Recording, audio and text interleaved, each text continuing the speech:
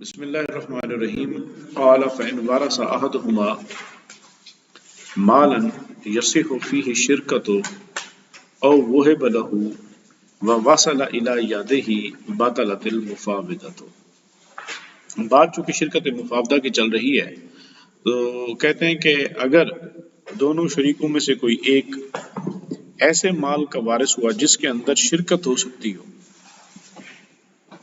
یا اس کو ایسا مال ہبہ کیا گیا جس کے اندر شرکت ہو سکتی ہو، اور وہ مال واصل الی یدہ اس کے قبضے میں بھی آ گیا، باطلت المفاوضہ، تو مفاوضہ باطل ہو جائے گی، اور وہ جو شرکت ان کے درمیان ہوئی تھی وہ کیا ہوگی؟ وصارت انانا، اب انان ہو جائے گی، لفوات المساوات، کیونکہ ان کے اندر اب مساوات ختم ہو گئی ہے، فی ما یصلح رأس المال، اس مال کے اندر کہ جو رأس المال بننے کی صلاحیت رکھتا ہے، یعنی جس کے اندر شرکت ٹھیک ہو سکتی ہے۔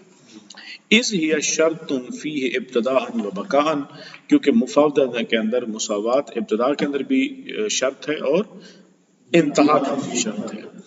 وہذا لأن الآخر، اور یہ اس لیے کیونکہ جو دوسرا شریک ہے، لا یشارکہ فیما اصابہ، کیونکہ جو اس شخص نے وراثت میں سے پایا یا ہبہ میں سے پایا، اس کا جو دوسرا دوست ہے اس میں شریک نہیں ہو سکتا۔ کیوں؟ لانعدام السبب فی حقہ، اس لیے کہ اس کے لیے کچھ سبب شرکت پایا ہی نہیں جا رہا کہ وہ کس بنیاد پر اس کے تحفے میں شریک ہو یا اس کے ہبہ میں شریک ہو۔ الا انہا تنقلب عنانا للامکان، بس یہی ہوگا کہ امکانی صورت کہ وہ شرکت اب مفاوضہ سے انان میں منقلب ہو جائے گی۔ فإن المساوات، اور جہاں تک مساوات ہے، لیس بشرط فیہ، یعنی کہ انان کے اندر شرط نہیں ہے، ولدوام ہی، اور دوام سے مراد ہے اختتام، ولاختتام ہی حکم الابتداء، تو کہتے ہیں کہ جو شرکت انان ہے اس کے ابتداء اور انتہا کا حکم ایک ہی ہے، اور اس کی انتہا کا حکم ابتداء کا حکم ہے، ٹھیک ہے؟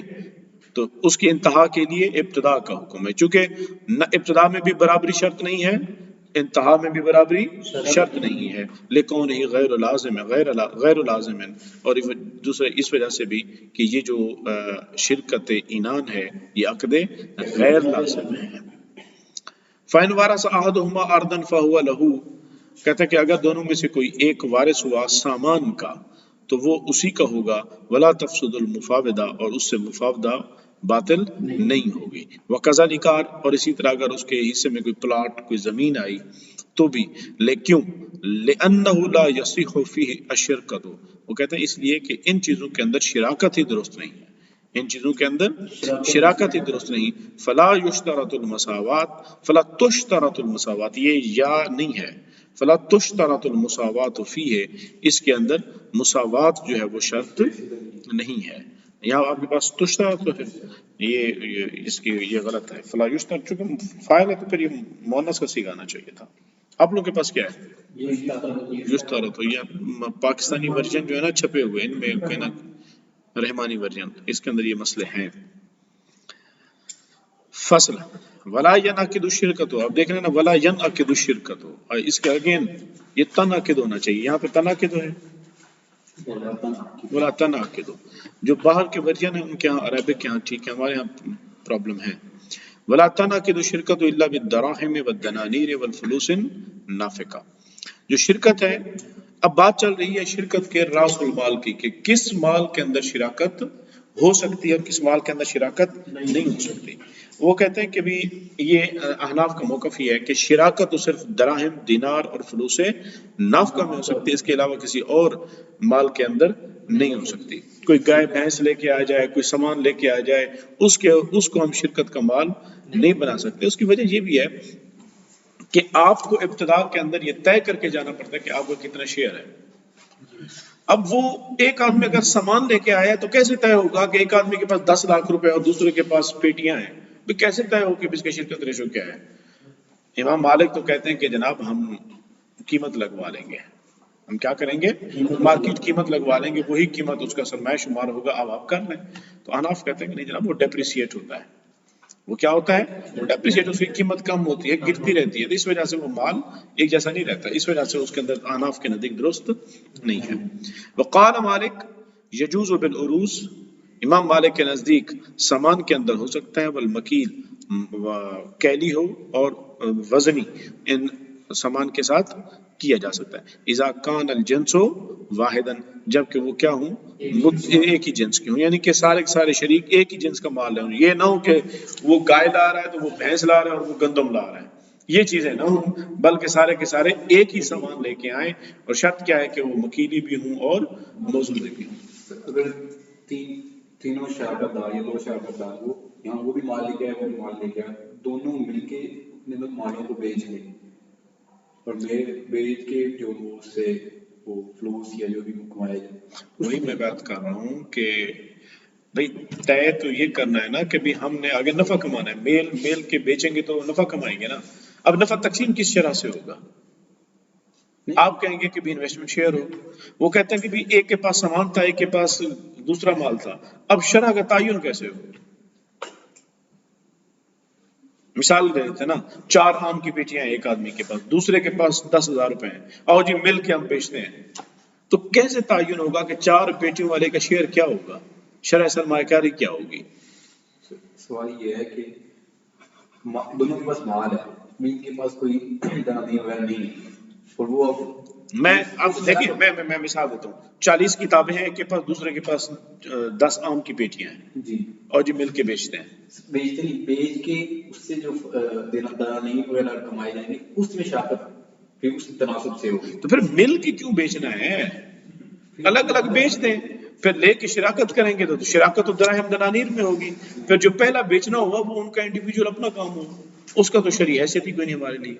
ہم بات کر رہے ہیں شراکت کی، جب شراکت کر رہے ہیں تو پھر وہ تو شراکت دراہم و دنانیر کی ہو گئی نا، پھر مال کی شراکت ہی نہ ہوگی، جو کہ انہوں نے پہلے بیچا ہے نا۔ بات سمجھ آ گئی؟ شراکت جب ہوگی ہم اس کی بات کر رہے ہیں۔ لأنها عقدت على رأس مال معلوم، کیوں؟ وہ کہتے ہیں کہ بھئی اس لیے کہ جو شرکت مفاوضہ ہے وہ راس مال معلوم راس المال کے اوپر ہو سکتی ہے، غیر معلوم کے اوپر نہیں ہو سکتی۔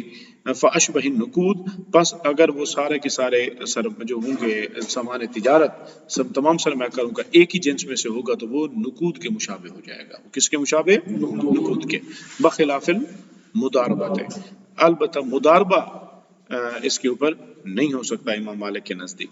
وجہ کیا؟ وہ کہتا ہے لأن القیاس یاباہا، کیونکہ قیاس اس کا بات کا انکار کرتا ہے، فیہا کہ بھی عروض کے اندر کیا ہو؟ مداربت ہو۔ وجہ کیا ہے؟ من ربح ما لم یدمن، کیونکہ اس کے اندر ربح ما لم یدمن لازم آتا ہے۔ وہ کہتے ہیں جب شریک سامان تجارت میں لائیں گے تو شریک جو ہوتے ہیں وہ ایک دوسرے کے مال کے ضامن ہوتے ہیں، ضمانت ہوتی ہے، تو اس ضمانت کے اوپر وہ کیا لیتے ہیں؟ نفع لیتے ہیں، نقصان کا ضمان ہوتا ہے نا، تو کہتے ہیں کہ وہاں تو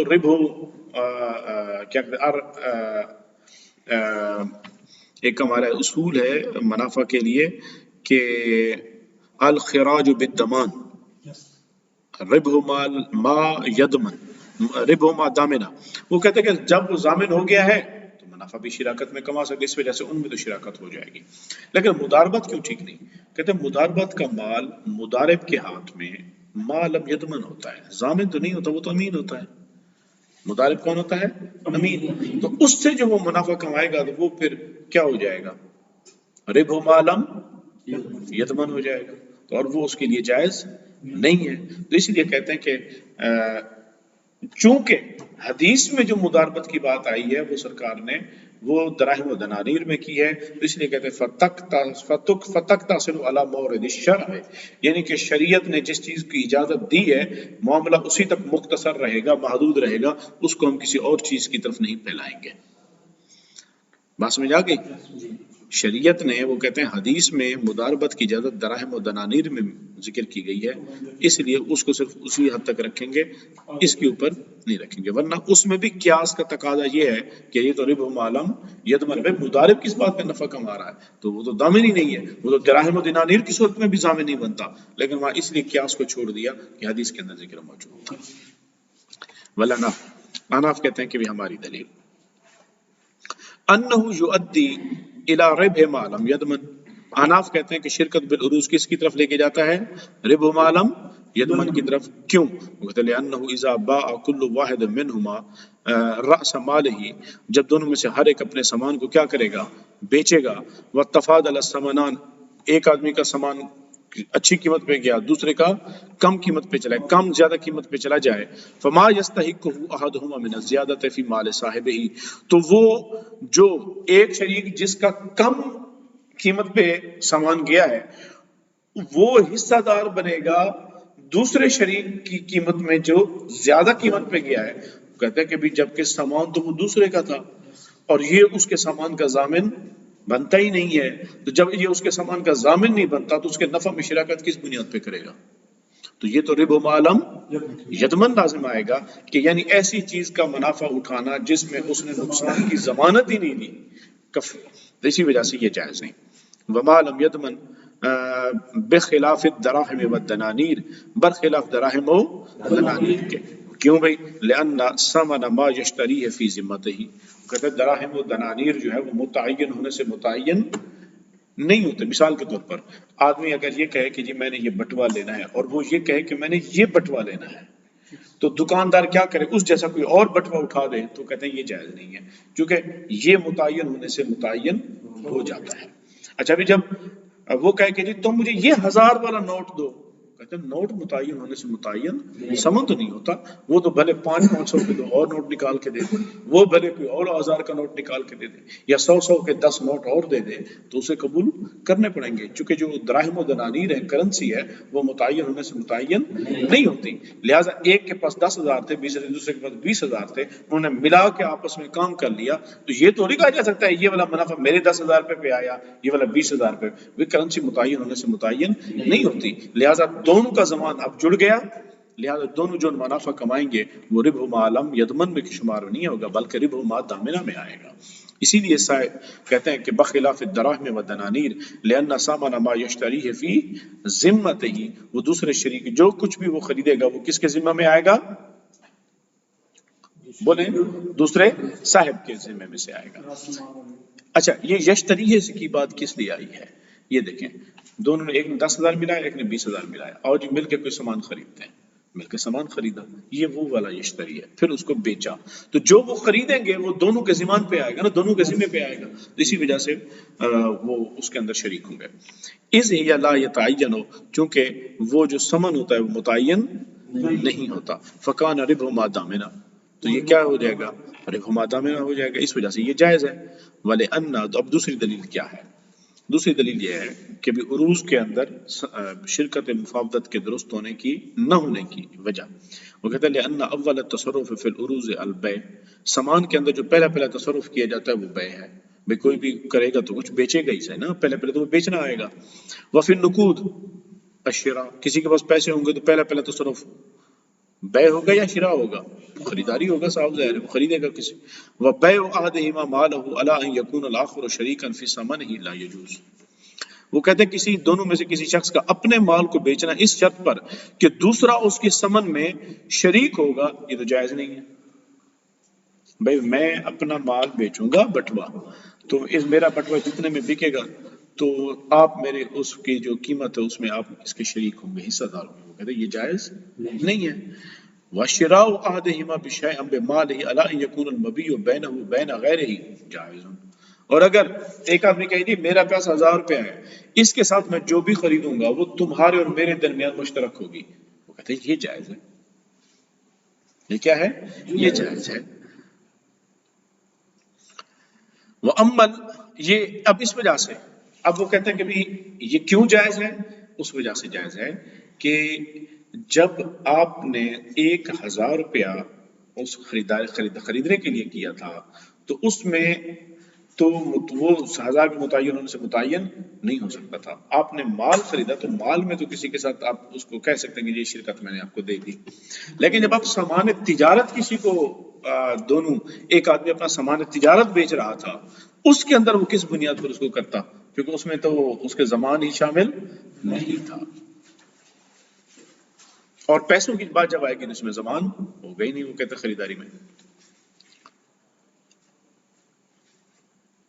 وَأَمَّا الْفُلُوسُ النَّافِقَةُ، تیسری بات تھی دراہم و دینار کے بعد فلوس نافقہ کی، مروج فلوس. تروج رواج الاسمان، تو وہ جو سمن کے طور پر کیا ہوتے ہیں، مروج ہوتے ہیں، فعول حکت بہا، تو کہتے ہیں ان کو بھی دراہم و دنانیر کے ساتھ ملایا جائے گا۔ قالوا متاخرین کہتے ہیں ھذا قول محمد، یہ کس کا قول ہے؟ امام محمد کا قول ہے۔ وہ کہتے ہیں کہ بھی فلوس نافقہ کو بھی دراہم و دنانیر کس طرح ڈیل کیا جائے گا، لأن ملحقۃ بالنقود عندہ، چونکہ ان کے نزدیک وہ ملحق بالنقود ہے کہ وہ نقود کی طرح ہوتے ہیں، حتی لا تتعین بالتعیین، حتیٰ کہ وہ بھی متعین ہونے سے متعین نہیں ہوتے، ولا یجوز بیع اثنین بواحد باعیانها علی ما عرف، اسی لیے وہ کہتے ہیں کہ بھی ایک فلس کی بیع دو فلوس کے ساتھ جائز نہیں ہوگی، یہی معروف ہے، ورنہ کیا ہو جائے گا، سود ہو جائے گا۔ ابھی ایک فلس کو ایک درہم کو دو درہم کے بدلے بیچنا کیا ہو جاتا ہے، سود، ربا۔ اما عند ابی حنیفہ و ابی یوسف لا یجوز شرکت والمضاربۃ بها، جہاں تک شیخین کی بات ہے تو وہ کہتے ہیں کہ بھئی فلوس نافقہ کے ساتھ شرکت اور مضاربت جائز نہیں، کیوں؟ لأن ثمنیتها تتبدل ساعة فساعة، کیونکہ وقت کے وقت بدلتے اس فلوس کی قیمت بدلتی رہتی ہے، کبھی ایک درہم کے یہ 12 آتے ہیں، کبھی ایک درہم کے یہ 16 آتے ہیں، ان کی قیمتیں کیا ہوتی رہتی ہیں، بدلتی رہتی ہیں۔ وتصیر سلان، تو یہ سامان بعض کا ایسا بھی ہو جاتا ہے ان کی ویلیو زیرو ہو جائے تو یہ سامان بن جاتے ہیں، تانبا بن جاتے ہیں۔ ویروی عن ابی حنیفہ ابی یوسف، جب یہ سامان بن جائیں گے فلوس تو پھر کیا ہوگا، عروض کے اندر تو آپ کو پتہ ہے کہ ویسے ہی شرکت مفاوضہ کی اجازت نہیں ہے۔ ویروی، اور روایت ہے عن ابی حنیفہ عن ابی یوسف مثل قول محمد، وہ کہتے ہیں کہ بھی ایک اور دونوں نے یہ بھی کیا ہے کہ بھی جس طرح امام محمد کہتے ہیں ہم بھی یہی کہتے ہیں۔ والاول اقیس، لیکن امام ابو یوسف کا امام ابو حنیفہ کے ساتھ ہونا یہ زیادہ قیاس کے نزدیک ہے، وَأَزَى، اور یہی ظاہر روایہ میں آتا ہے، وہ کہتا ہے وَعَنْ أَبِي حَنِيفَةَ صِحَّةُ الْمُضَارَبَةِ بِهَا، ایک قول یہ بھی کیا گیا کہ امام ابو حنیفہ مضاربت فلوس کے ساتھ اس کے جواز کے قائل ہیں۔ چلو